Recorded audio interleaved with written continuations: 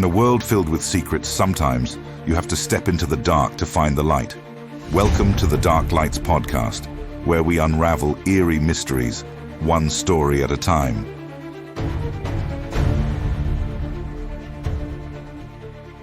Okay, so picture this with me, if you will. You're a soldier. Civil War. The fighting is fierce, and you're seeing things. Things you can't explain. The human mind can be a fragile thing under that kind of pressure, can it? Exactly. And that's what we're digging into today, these firsthand accounts. They're from soldiers on both sides of the Civil War, and they describe these, well, strange lights in the sky. And what's really interesting is that these accounts, they're not just one-offs. We see this pattern emerging, all clustered around 1863. Yeah, 1863, a pivotal year in the war, right? So we're talking about soldiers under immense stress in the thick of battle. Yeah. And then they see, what lights? Lights.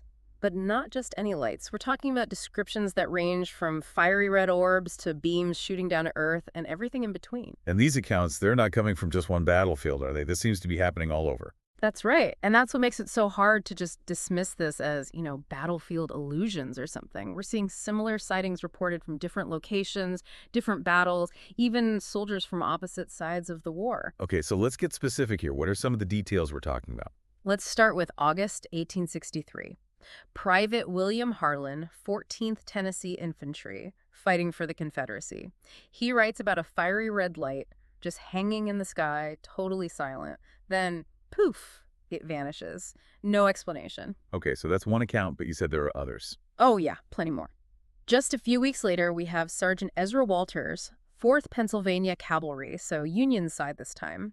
He describes a white light, but this one, it's like a beam shooting straight down to the earth. He actually compares it to lightning, but straight as an arrow. So 2 sightings within a month, both involving lights, but completely different experiences. Exactly, which begs the question, were they even seeing the same thing? Or were there multiple things happening in the skies above these battlefields? It's like trying to put a puzzle together, but with some of the pieces missing. And maybe we'll never find all the pieces. But that doesn't mean we can't try to make sense of what we do have. Right, and we've got a lot more to unpack here. More accounts, more strange lights, and even stranger theories about what they might be. Oh, definitely. And some of these theories, well, let's just say they're out of this world. Well, I don't know about you, but I'm ready to dive deeper into this rabbit hole. All right, so we're talking about strange lights, Civil War battlefields, 1863.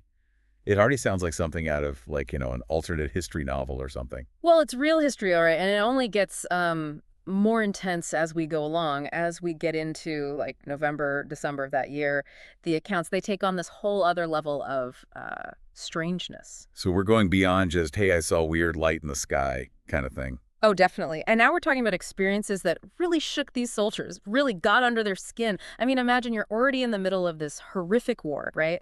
And then you see something you just can't explain. Yeah, that's got to mess with you. For sure. And it's not just the rank-and-file soldiers either. We're talking officers, captains, men who'd seen it all, reporting these strange events.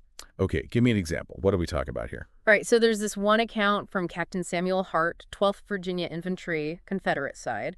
Now, this guy, he'd fought at Antietam, Gettysburg, some of the bloodiest battles of the war. You'd know a thing or two about strange happenings then. Right. So when this guy writes about seeing something in the sky that scared him, you know it's got to be something pretty wild. So what did he see? He describes this bright orange light just kind of hovering low in the sky. But then it's not just the light. He also hears this sound, like a hum, he says. A low, constant hum that seemed to, and this is a direct quote, vibrate the very air around them. And this is after he's already seen, like you said, Antietam, Gettysburg. That's wild. And he's not the only one, is he? Not even close. We have Private Jacob Leland, 3rd Alabama Regiment, Confederate side as well. He writes about these bluish-white flashes of light, and get this, he compares them to the devil himself. Wow. Okay. So we're definitely into supernatural territory now. It's interesting, right? These guys, they're fighting in a war that's already claimed thousands of lives. They're surrounded by death and destruction. And yet these lights, these unexplained events, that's what really gets to them. It's like those lights represent something more, something beyond the horrors they were already facing. Yeah, and again, it's not just the Confederates. On the Union side, we have Sergeant Amos Greer, 9th New York Infantry. What's his story? So Greer, he keeps this detailed journal, and in it, he describes this one night The sky just lights up. He calls it a fire in the sky, almost like the whole thing was ablaze. Okay, so we've got fiery red lights, white beams, now a whole sky on fire, and all this is happening within a few months of each other. Yeah, it's like 1863 was a beacon for weirdness or something. But here's the thing about Greer's account. It's not just what he saw, it's how he writes about it. He ends his entry with this line, and I'm quoting here, "I had to make sure that if this war ever ends, someone will remember the fire in the sky." Like he felt this need to document it, you know? Wow, almost like a warning. Or maybe just a way of holding on to some kind of truth in the middle of all that chaos. Yeah, exactly. It's like these lights, these strange events, they represented something bigger, something they couldn't ignore. And that's something we're going to unpack a bit more after a quick break. These stories really stick with you, don't they? And we're talking about soldiers, people who were, I imagine, kind of hardened to the more unusual things in life, having lived through a war and all. Right. But maybe that's just it, right? Mm. Having seen the worst that humanity could offer, maybe these lights, these unexplained events, they represented something different. Yeah, like a glimpse beyond the battlefield, beyond the everyday horrors they were facing. But if it wasn't, flares or some kind of early technology, and we haven't even touched on the fringe theories out there. Oh, we could go down that rabbit hole another time. Definitely. But for now, if we stick with what we've got, what about the natural world? Could these be things that even today we might misinterpret? I mean, we discover new stuff all the time. Oh, absolutely. I mean, think about it. We're talking about the 1860s. Meteorology as a science, it was in its infancy, really. And aurora borealis, we know it can do some pretty crazy stuff even today. Who's to say what those soldiers might have witnessed, especially under those conditions, the stress, the fear, the sheer scale of the battles they were fighting. And exhaustion. Don't forget, these guys were fighting in terrible conditions day after day. Exactly. Sleep deprivation, that can play tricks on the mind too. So maybe some of what they saw, it did have a natural explanation.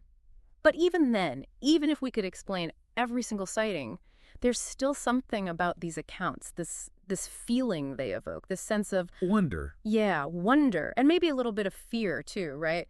That there are things out there, things we might never fully understand no matter how advanced our science gets. And sometimes those things, they choose to reveal themselves in the most unexpected places, like a Civil War battlefield in the middle of the night. Right. And those soldiers, those witnesses, they're left to grapple with what they sought to try to make sense of it all. And that's where we come in, I guess. We dig through the archives, we pore over these accounts, these glimpses into the past, and we try to piece together what it all means, even if we never find a definitive answer.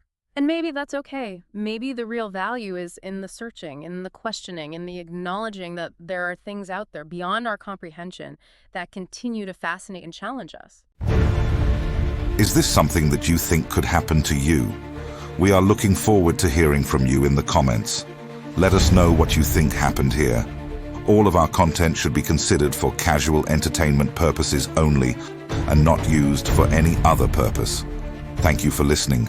Please like, follow, comment and subscribe. It really helps us out. We will see you next time on the Dark Lights podcast.